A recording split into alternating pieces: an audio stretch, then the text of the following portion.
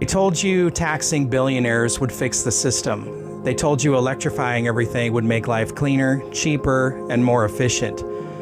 They told you higher taxes and tighter regulations would build stronger, more equitable economies. And now, even Democrats in California aren't sold on their own tax plan. Seattle can't guarantee the lights stay on if demand spikes. And businesses across Oregon are saying the cost of staying open is becoming impossible. At some point, you have to ask a very simple question. Is this bad luck, or is this what happens when ideology replaces reality? From Seattle to Los Angeles, this is Left Coast News. No apologies, just the truth.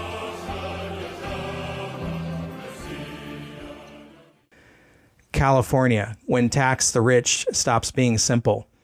Let's start in California, where the proposed Billionaire Tax Act is being sold as a quick fix for a roughly $100 billion hole tied to healthcare funding gaps. On paper, it sounds politically bulletproof. A one-time 5% tax on about 200 billionaires, spread it out over 5 years, fund Medi-Cal, save hospitals, call it a win. Except the people you'd expect to be cheering the loudest aren't. Even inside the Democratic coalition, there's hesitation. Labor unions are split, progressive lawmakers are dodging the question, and Gavin Newsom isn't exactly hiding his opposition. Why? Because once you get past the slogan, the mechanics look like a legal and logistical minefield. The state has no existing system to tax wealth, only income. There's no federal framework to piggyback on, which means California would be flying blind. Valuing assets like private businesses, art, and real estate at that level is, let's just say, subjective if you're being polite. And yes, the quiet fear, capital flight. Even critics on the left are saying the same thing in more polite language. If you build a system that's unpredictable, legally shaky, and targeted at a tiny group with the most mobility, they leave, restructure, or outmaneuver it. And then what? You don't just lose the new tax revenue, you risk shrinking the existing tax base that already funds the state. That's not some fringe argument. California already relies heavily on top earners for income tax revenue. You destabilize that and the whole budget starts wobbling.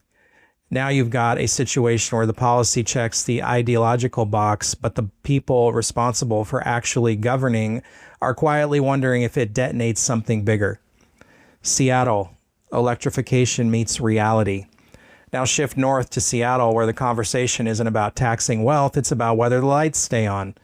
Seattle City Light is warning it may not be able to meet the future demand. Not in some distant theoretical future, we're talking near-term strain.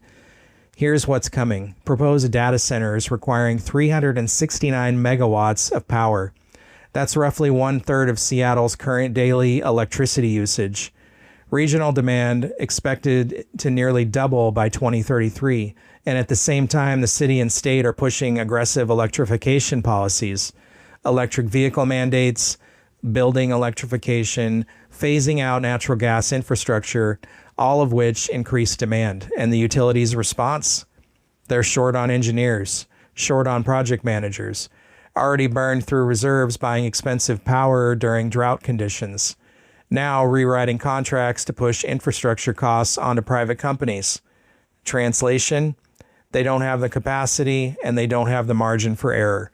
So while policy is pushing people towards total dependence on the grid itself is admitting it's not ready. That's not a political talking point, that's basic systems math.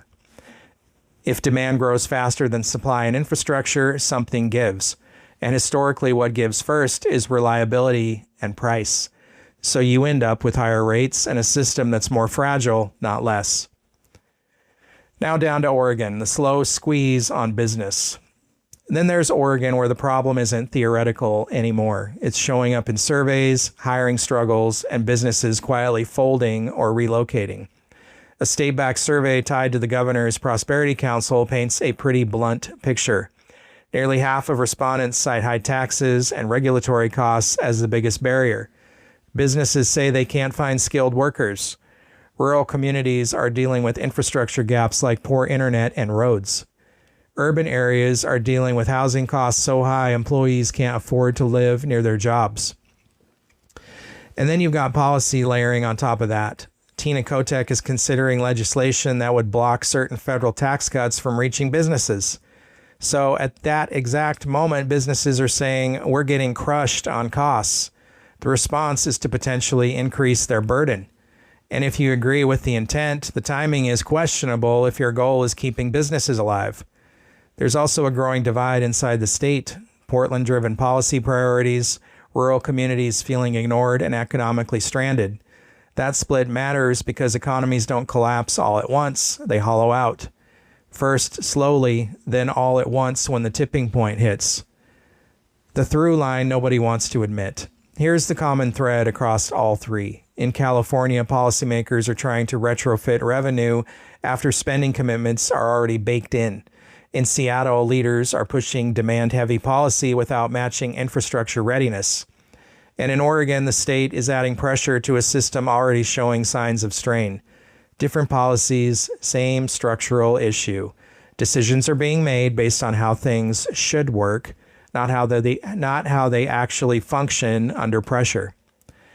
And from a constitutional small government lens, this is where people start raising eyebrows for a reason.